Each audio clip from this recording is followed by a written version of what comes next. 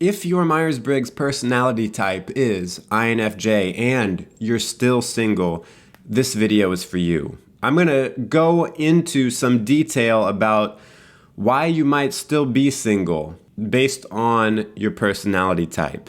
Before we get into the video, let me tell you about Society 6, where you can find lots of cool artwork, stuff to hang on your walls, as well as other things. Bed covers, shirts even, all designed by independent artists. Very cool stuff. Check it out, the link is in the description. All right, reason number one, why an INFJ is still single. You're too attached to your dream person. The reason that we get so attached to this kind of stuff, our dream person, is that we are very intuitive, the INFJs, and so we paint this picture in our head of what the perfect partner is going to be, and we just get hooked on that. The problem being that because our intuition is so overdeveloped that when it comes to the actual sensory real world, we kind of poo-poo it. So when you start getting into the real world, you know, that place where we all live, and meeting people, there's no way that they're going to match up with the person in your head. And the thing is, you know this intellectually. You're gonna say, Frank, I'm not stupid. I know that no one's gonna match up to it.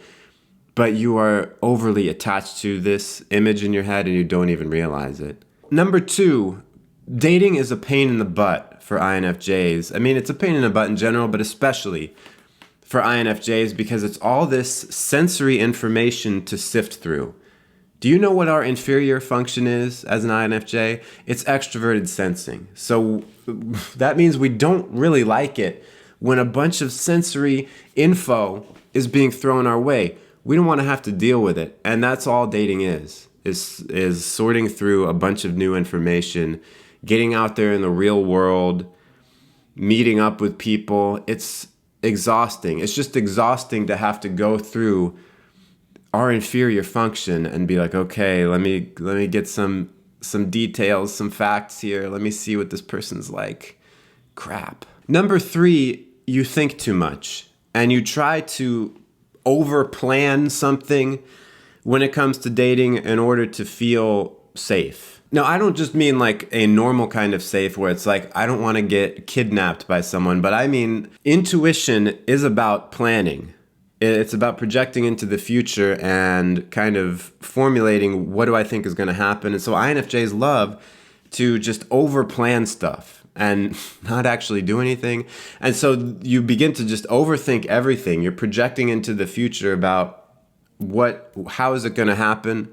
How is this next date going to happen? And it gets to the point where it can paralyze you. You're trying to set up a date with someone and you're thinking about all the logistics and it feels insurmountable because you feel like you have to plan for everything that's going to happen. We don't like going into something and just freewheeling it, just flying by the seat of our pants. We prefer to go into any situation with a plan, and that can hold us back. Before we continue with the next point, let's take a quick commercial break to support this channel. Number four, you're too aware of other people's needs. And this is because of extroverted feeling that we have, where it's just we're looking outward at what everyone else's feeling state is. And that's not just emotion. Let me clarify that. That's also like, what do people like? And how are they valuing things? So when you are dating, it can be hard sometimes to put what you like, how you value things above what other people are feeling. Now, the reason that keeps us single is because a lot of times we get into relationships that are kind of one-sided, and it's all us, you know, trying to make sure that this other person is getting their needs met. And if you're not careful, you can forget about yourself. And so when those kind of relationships end, you're like, never again, never forget. And so that keeps you single because you're just like, I don't want to do that again. And you don't realize that it's you kind of sabotaging yourself by not focusing enough on yourself and your own needs. All right, number five, it's related to the last one. You're looking for someone to give you an identity. Big mistake. This is because we have the very strong extroverted feeling and a kind of weaker introverted thinking. Introverted thinking is looking inward. And because of that, it can get to a point where it's like our identity is a little bit more malleable. You've heard before that INFJs are like chameleons. They kind of fit in wherever. And it's problematic when we are subtly in a relationship or in a dating scenario, hoping that the other person can sort of like define us in a way. Like by contrast, when I'm set up with this other person, okay, finally my identity will be figured out.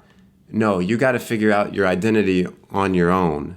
And it's a problem in dating because we get frustrated when we're trying to give the responsibility for finding our identity to someone else, which is not a good dynamic, because then what happens is the other person gets a little bit like confused, like, wait a second, I thought you had this figured out. This is your responsibility to have your identity figured out. I'm not going to give it to you.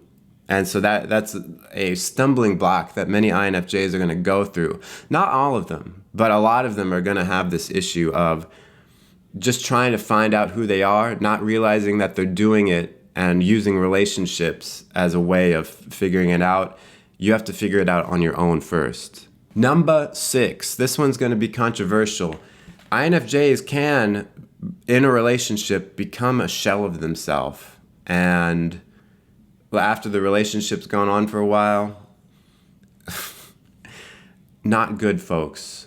Not good. So to be honest with you, I can't exactly say why this happens. I can't exactly tie it to cognitive functions. I have just, through my research, through the reliable internet, as well as looking at my own life, it just seems like there can be times where an INFJ they'll be warm and loving and really eager to make a relationship work at first, and then at some point just totally retreat and just be like this cold shell of themselves. It don't work so well. People, hey, did you know this?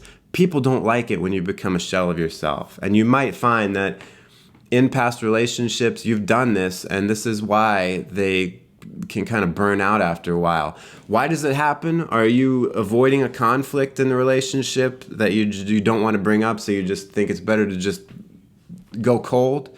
Or maybe you know it's not going to work. That's the other thing, is you look too far in the future and you think things aren't going to work out. I don't even know that that's on my list, but that's like a sub point here. You look too far in the future and decide things aren't going to work out before you even know what you're talking about.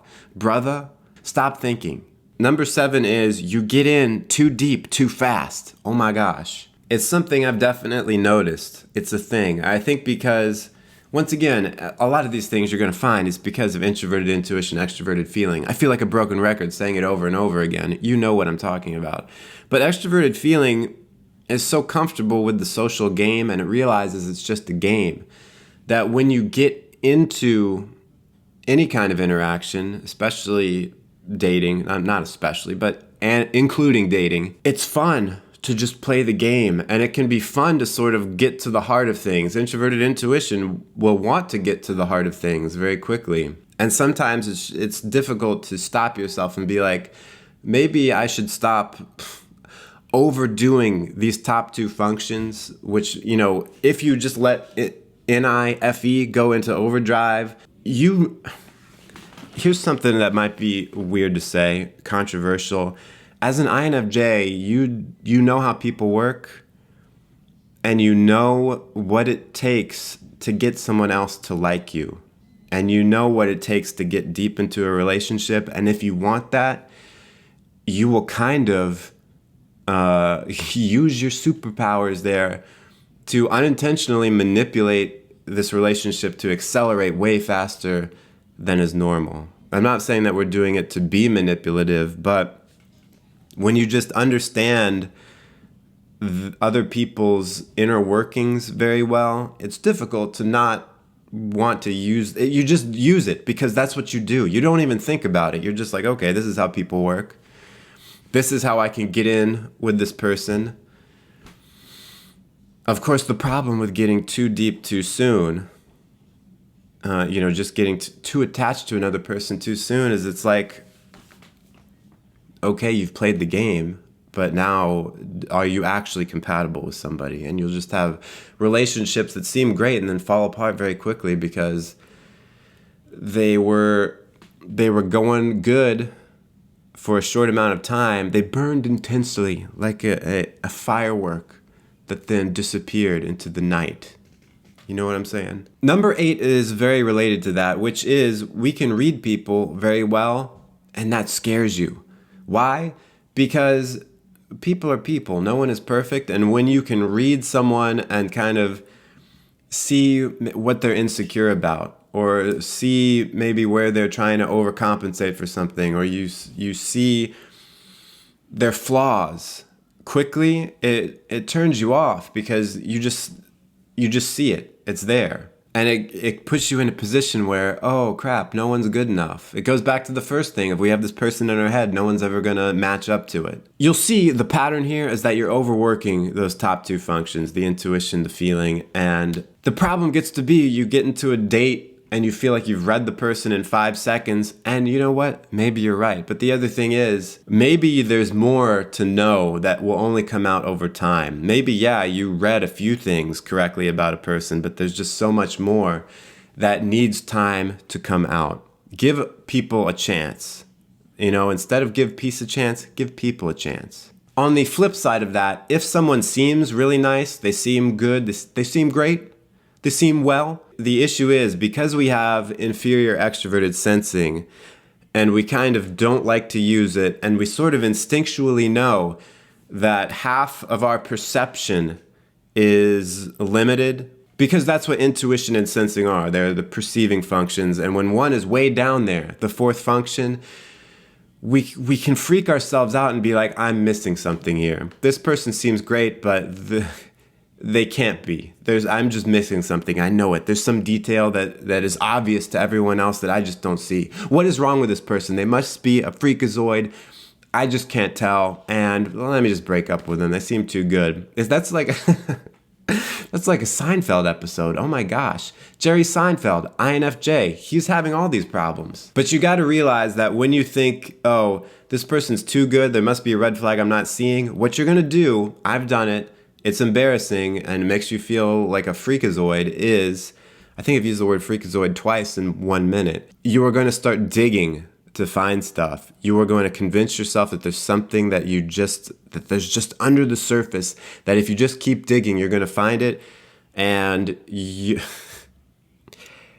are a crazy person for doing that. Don't do it. When you're looking for something, convinced that you're going to find something, you're going to find something, even if it's not what you think it is. If you want to, you're going to figure out a red flag, whether it's there or not in the other person. You're going to blow it out of proportion because you have this imbalance and you instinctually know that you have it. So I would just say, calm down, simmer down. Just say, hey, I'm okay. I can get the details. It's not a big deal. Let's just take it in slow and steady. Number 10, you are weird, and that's okay. When you're any kind of NF type, there's only 4 of them, baby.